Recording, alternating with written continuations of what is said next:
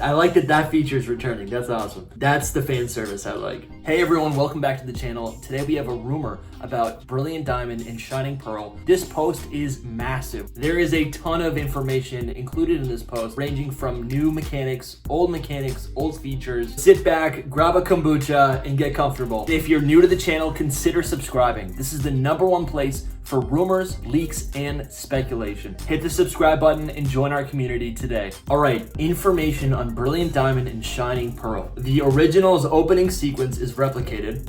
The original Diamond and Pearl story is faithfully reproduced, and the sense of scale in the original's towns and routes have been carefully preserved. Next, we have modern conveniences. HMs are field moves. They're field moves, which would, I guess, suggest that they're not moves that you could use in battle. So you kind of like assign a Pokemon to have these field move HMs, but they don't actually take up a slot in your battle roster. All HMs can be learned by your starter. That's weird. HMs can be learned by other suitable Pokemon. Boxes can be accessed from anywhere. Map is in the main menu, and map indicates where to go next. But wait a second.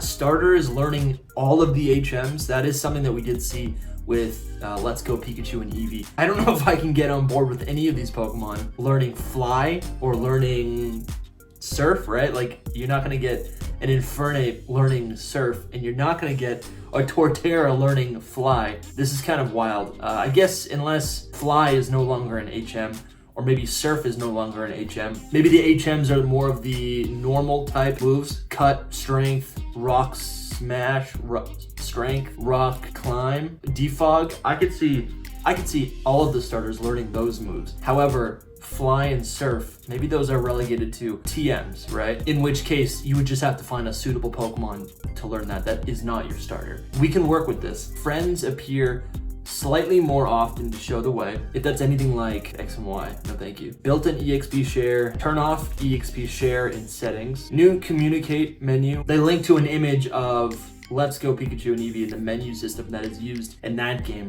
Every Pokemon Center has a name rater, doubling as a move deleter and move rememberer. Autosave enabled by default. Snow and bog are less intrusive. I guess bog would be fog. That's what they probably mean. A lot of the field elements in the original Generation 4 games, they were intrusive and they were really challenging, but also at the same time quite frustrating. And that's fine. I don't need an easy game, but there's something nostalgic for me trudging through that snow. Even though the route was not very long, it felt like enormous because it actually took you like 20 minutes to get through the route. HMs are easier to obtain. They must be, because apparently all the starters can learn the HMs, and Pokemon don't need to be in your party to use HMs. All right, now we're gonna get into the changes in Brilliant Diamond and Shining Pearl. So these are new features that are going to be added into these Sinnoh games. First off, we have a modern user interface that faithfully retains the quintessential design elements of the original games. Design elements? If they're talking about the art design, it really does not match the original games at all. So we have trainer teams from Diamond and Pearl are preserved except where poorly balanced. That's good, yeah.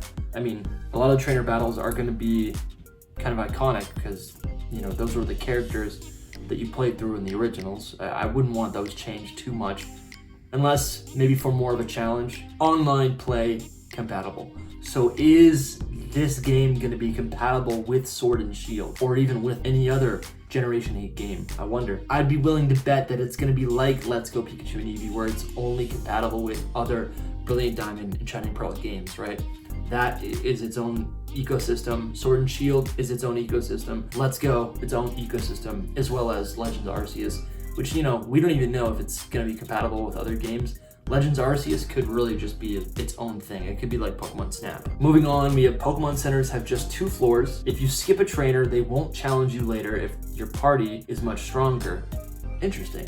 So, that's weird. Because sometimes what I would do is avoid, like, if you're going through a route and your party is weak, you skip whoever you can find, whatever trainer is in your path, until you can heal up, and then you go back for the EXP. I guess you might still be able to do that if your Pokemon aren't too strong, but if you get a couple more badges and try to go back to those older routes, they won't challenge you, which is kind of weird. The Versus Seeker can still be used for these trainers. Okay, so you can still battle these people, but it will be limited to it'll be confined to whatever the mechanics of the Versus Seeker is. Now we have Game Corner, and the Game Corner receives the arcade treatment from Let's Go Pikachu and Eevee. I guess that's to be expected. We haven't had a casino style Game Corner since, I guess, Generation 4 would be the last one. There's a Rotom catalog, which replaces the secret Rotom's room. I like that. Yeah, I like that a lot. That way you can change Rotom. You don't have to go to a certain location or a professor. You can change Rotom's form straight from your party. I like that. So some of HMs are obtained differently. Fly is received by Don or Lucas outside of the Galactic Headquarter warehouse. Strength is received by Barry at the Canalava City. And Rock Climb is received by Maylene on Route 217. Features that are returning from Platinum. These are Diamond and Pearl games, but that's good that there's going to be features from Platinum. Let's see what these are. Pokedex records new Pokemon forms. Articuno, Zapdos, and Moltres roam Sinnoh after obtaining the National Dex. That's a win. Legendary Pokemon reappear after being knocked out. I didn't even know that was a feature. So I didn't know that was a feature. I know that exists in Sword and Shield for certain legendaries, but that's interesting. Many Pokemon owned by trainers have Pokeball seals attached to them, and the Veilstone department store basement returns streamlined with 2 counters. There's going to be 20 Pokemon who could follow you in Amity Square. Okay, that's a letdown. I was really hoping that Amity Square would be built upon and actually allow, like, I guess the player character would be allowed to take, at least more than 20 Pokemon walking behind you. I was hoping that the pool of Pokemon that you could, I was thinking just anything could follow you, right? Like you could take the assets from Generation 4 and just upscale them, or just make them rounded, right? Just round off the sprites and make them follow you. That's what I was hoping would happen. I really was hoping that would happen, but I guess it's only 20 Pokemon. 3 new move tutors who now ask for less payment. Manaphy can be seen in a book in the Pokemon Mansion. The Elite Four are rebattleable at higher levels. We got Barry, and you can rebattle him up to level 85. So that's great. That's like red tier level. That's actually high. Yeah, I think Pikachu is at level 81, or maybe even 70. Maybe it wasn't even that high. That's really awesome. If you can battle Barry up to level 85, that's the kind of post-game content people like.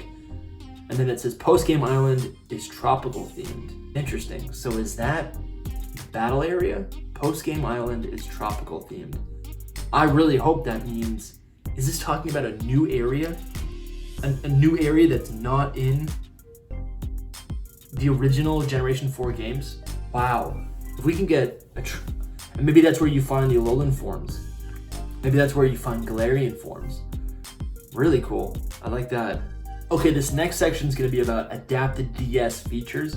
There was a lot of questions about how a system, so a game that was built for a system with 2 screens was going to be adapted for the Switch, something that only has a single screen. Let's explore this a little bit further. Global Terminal returns with 1 floor, like in Diamond and Pearl. Pokemon from Pokemon Go can be caught in Pal Park, Generation 1 through 4. Okay, that's really cool that we can bring Pokemon from Go directly into the game. I like that. Pokemon can be caught using park balls that never fail.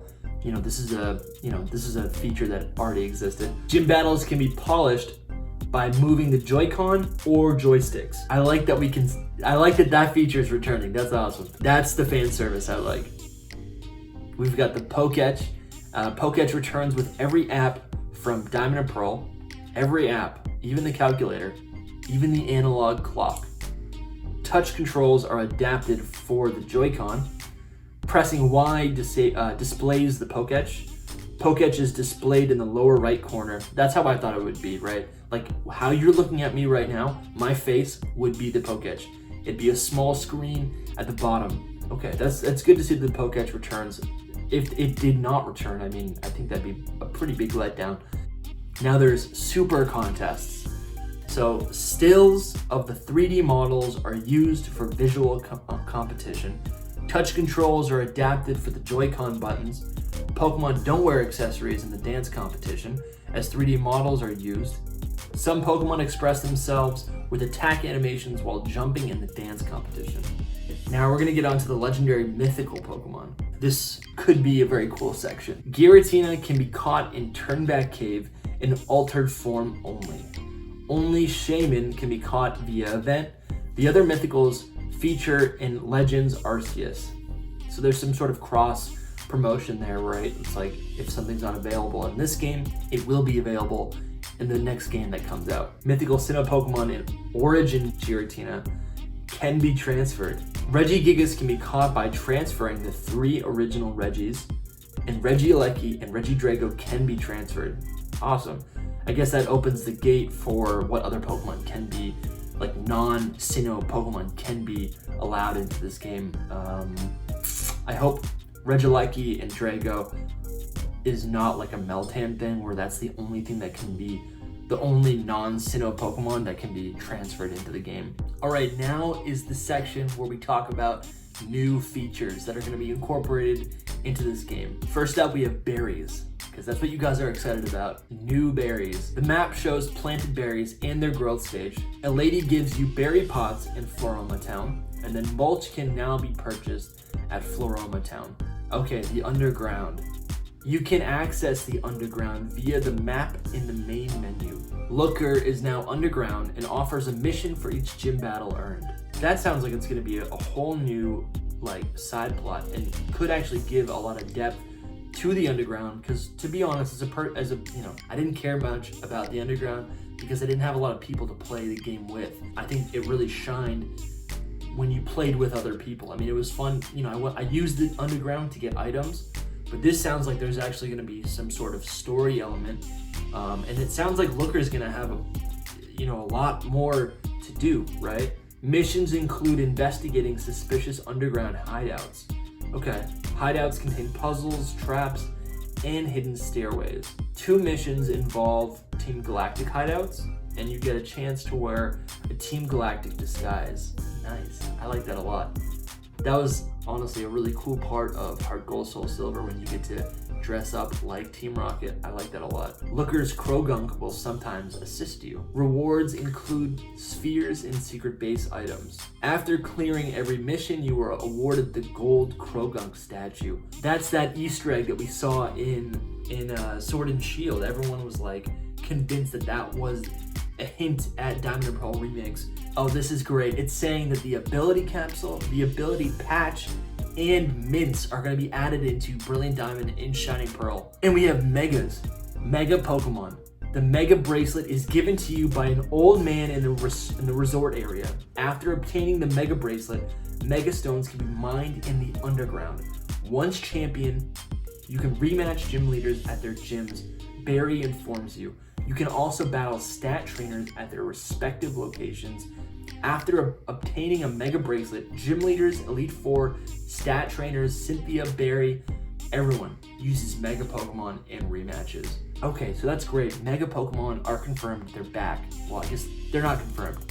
In this rumor, they're confirmed. Ever since that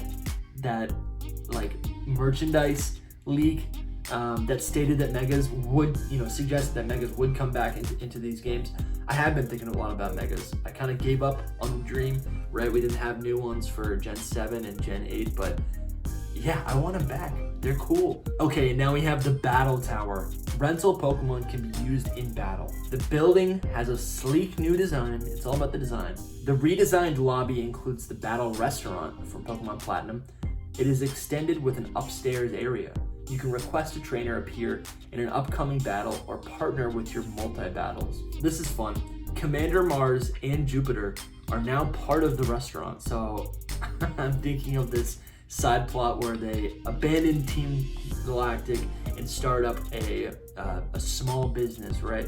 A mom and pop shop, and they're trying to make an honest living at the Battle Restaurant. That's awesome. The Frontier Brain theme is used for Tower Tycoon Palmer. And after being defeated, Tower Tycoon Palmer appears outside the Battle Tower with Barry.